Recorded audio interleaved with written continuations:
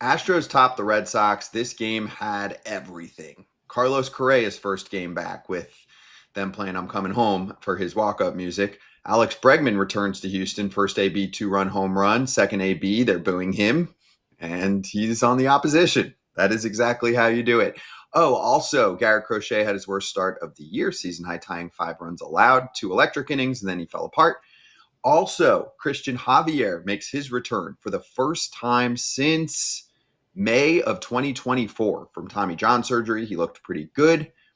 And lastly, Josh Hader was unavailable, some shoulder discomfort. They used him a lot. What was that? A couple days ago in that series against the Yankees, he had a 36-pitch outing. Hopefully he's okay. Astros bullpen bent, did not break.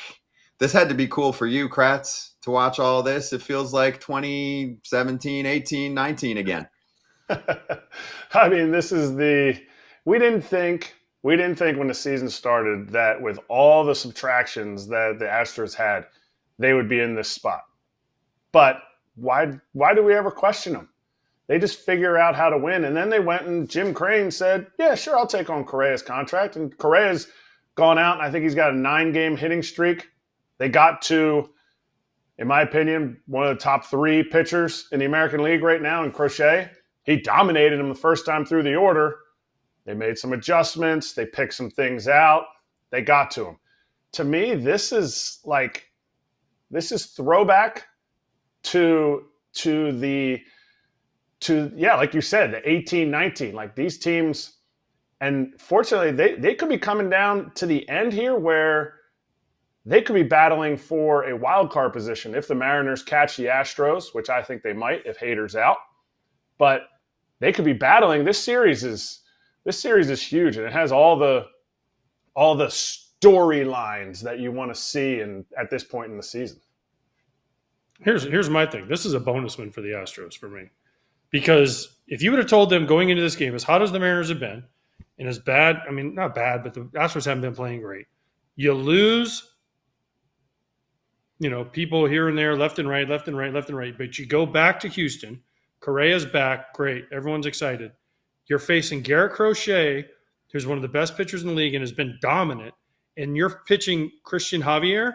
So you're not one of your main guys. Yes, he's been there before, but he hasn't been great for him. He hasn't pitched for a long time. He wasn't even great on rehab. And they win this game? This is like 2 or 3 wins for the Astros. Because this is a game going into it, you would have been like, the Astros have no chance in this game.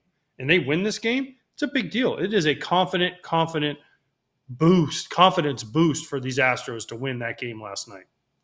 Especially after you fell behind 2-0 in the first 2 hitters. Whack, whack. You're down 2-0. You're like, oh, boy, what do we got ourselves into? You come back and you put a big number up on Crochet, hold on to win this game. This is a big win for the Astros. And they were avoiding Abreu, who pitched twice this past weekend. And he also warmed up in the one game he didn't pitch in. Hader had the situation like I'm talking about, shoulder discomfort. They're going to check him out. So there's your 2 best relievers who have been 2 of the best in baseball this year. And Bennett Sousa had to shut it down against Roman Anthony, who had homered earlier in the game. Anthony steps up, tying run at second base, and they shut it down. So it's a 1-run win. I mean, that's a fun game to attend if you're an Astros fan. You also find out before the game, one of your top few prospects, Jacob Melton, is getting the call for Houston to see what he looks like. He had an 880 OPS in AAA. He was a second-round pick in 2022. How about trades? Ramon Urias was kind of one of the smaller pickups, Kratz. Boom, 2-run homer. His first with the Astros comes off Jordan Hicks, who was acquired in the Rafael Devers deal. So, yeah, I mean, this was an all-around awesome day if you're a Houston fan showing up to the yard when your team's in a fight for the division. Yes, it is.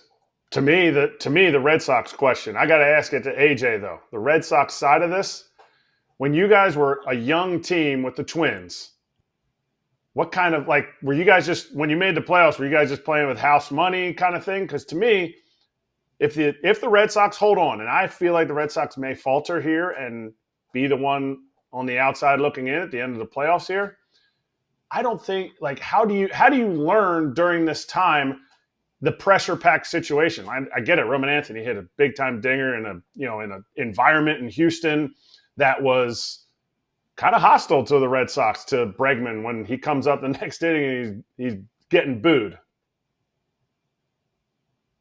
What do you mean? What do you? I don't. When you're young, this team is super young. the whole Okay. position player core. How do you get how did you guys come together in the sense of hey, you know what? We're going to make the playoffs because nobody on your team had any playoff experience. Nobody on their team had any playoff experience. Well, Like, here's my. Well, yeah, but see, we had all come up together um, through the minor leagues. A lot of us with the Twins. So I just think that we just expected to win. Now, listen, 2001, our first full year all together, we had a lead on the Indians at the time. Now the Guardians, but they had Tomey and they had all the. I mean, Kenny Lofton and Roberto Alomar. They had a squad, right? And we lost. We kind of blew it. We faded because it was our first full year. We didn't know what we were going to do. 2002, we went into it and said, we're winning the division and we're going to make a run in the playoffs because we just felt we were that good. And we win the division handily. We lost in the ALCS to the Angels.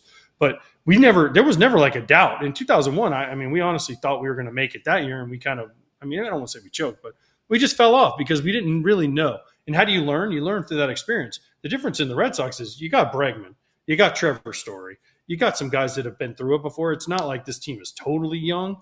I mean, they have some guys that have been through some stuff before they can relate it. When I was in the Twins, we had nobody. I mean, in 2001, we didn't have anybody. Brad Radke had never been to the playoffs. Eric Milton, our starting staff, had never been to the playoffs. Kyle Lose, Joe Mays, these guys had never – we had like literally not one guy on our team that had ever been to the playoffs.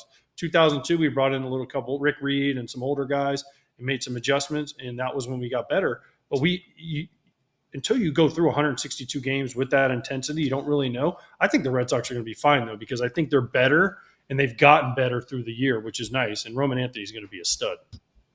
Yeah, he looks like it. He's got it all working right now. One more thing on the Astros side.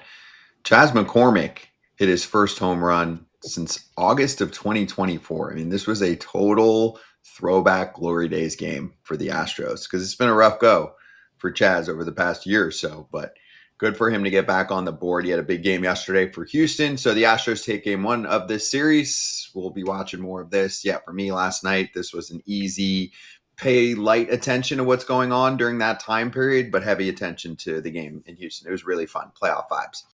Hey, we love ripping slab packs on Arena Club. I just ripped one in a Ruby pack. Those are fancy schmancy, Kip. And I pulled a Matt Shaw 2023 Bowman Draft Aqua Lunar Crater Refractor card. And guess what? Guess what? I got a little offer. You get the instant offer right away. Okay. So they're offering me $121 to sell it back, and then I can get a new slab pack. What do I do? I want to see this thing. Hold on. Look at that. That's a beautiful card. You know what? I think that's a safe bet. I think it's going to make you a little bit of money. I think the more big league time he gets, I'd almost take the deal, though. I'm in it for the chase. I like opening more packs. I think that 121 can buy you a couple more slabs to open, and I think you keep chasing until you get something you really like. But that's the best part about it for me. That's right. You can sell it back, $121, and then open up another slab pack. Use the code FOUL to receive 20% off your first slab pack or card purchase at arenaclub.com/foul.